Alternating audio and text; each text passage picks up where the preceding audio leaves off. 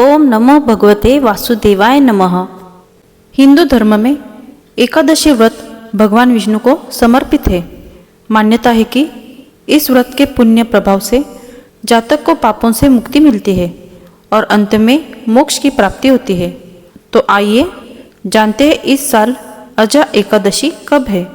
हर साल कुल 24 एकादशी व्रत आते हैं। हर महीने 2 एकादशी आती है।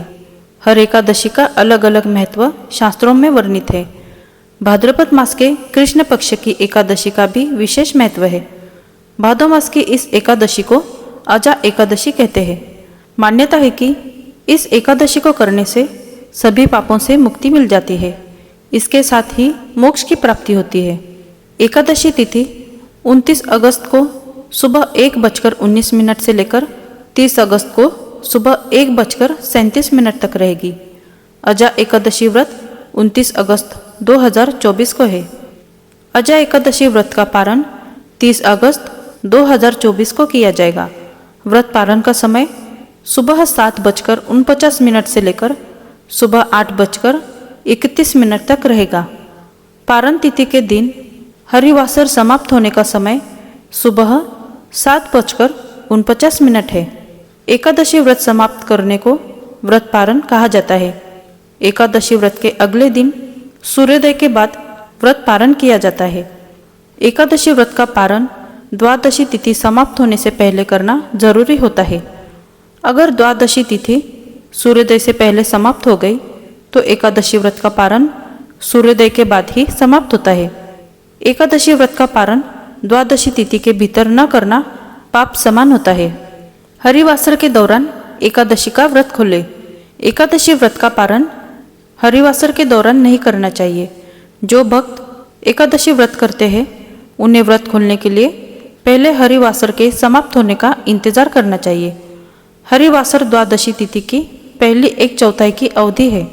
व्रत पारण के लिए सबसे उत्तम समय सुबह का होता है। आइए अब सुनते हैं अजा एकादशी का महत्व और व्रत कथा। अर्जुन ने कहा, हे पुंडरीकाक्ष, मैंने श्रावण शुक्ल एकादशी अर्थात पुत्रदा एकादशी का सविस्तर वर्णन सुना। अब आप कृपा करके मुझे भाद्रपद माह के कृष्ण पक्ष की एकादशी के विषय में भी बतलाइए।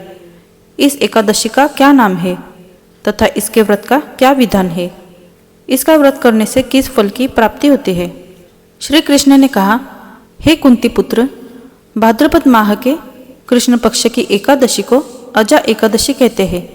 इसका व्रत करने से सभी पाप नष्ट हो जाते हैं। इस लोक और परलोक में मदद करने वाली इस एकादशी व्रत के समान संसार में दूसरा कोई व्रत नहीं है। अब ध्यानपूर्वक इस एकादशी का महात्म्य श्रवण करो। पौराणिक काल में भगवान श्री राम के वंश में अयोध्या नगरी में एक चक्रवर्ती राजा हरिश्चंद्र नाम के एक राजा हुए थे। राजा अपनी सत्यनिष्ठा और ईमानदारी के लिए प्रसिद्ध थे। एक बार देवताओं ने इनकी परीक्षा लेने की योजना बनाई।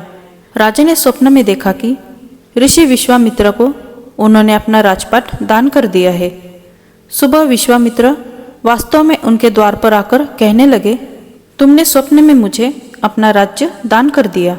राजा ने सत्यनिष्ठ व्रत का पालन करते हुए संपूर्ण राज्य विश्वामित्र को सौंप दिया। दान के लिए दक्षिणा चुकाने हेतु राजा हरिश्चंद्र को पूर्व जन्म के कर्म फल के कारण पत्नी, बेटा एवं खुद को बेचना पड़ा। हरिश्चंद्र को एक डोम खरीद लिया जो शमशान भूमि में लोगों के दाह संस्कार का काम करवाता था।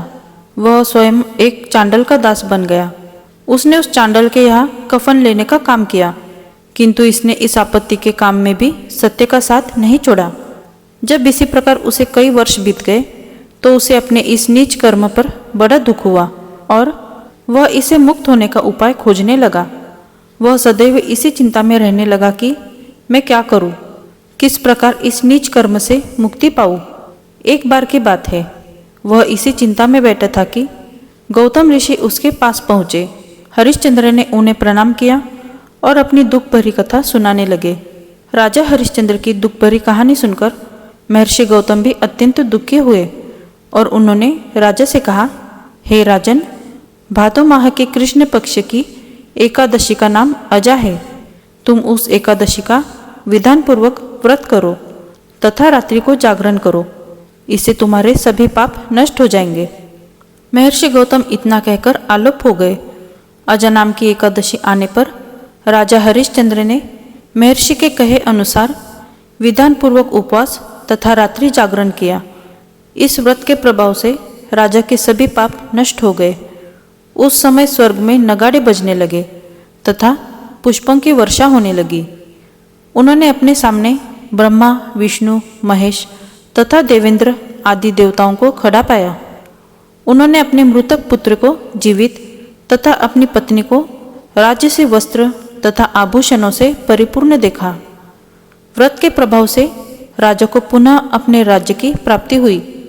वास्तव में एक ऋषि ने राजा की परीक्षा लेने के लिए यह सब कौतुक किया था, परंतु अजा एकादशी के व्रत के प्रभाव से ऋषि द्वारा रची गई सारी माया समाप्त हो गई और अंत समय में हरिश्चंद्र अपने परिवार सहित स्वर्ग लोक को गया। हे राजन, यह सब अजा एकादशी के व्रत का प्रभाव था।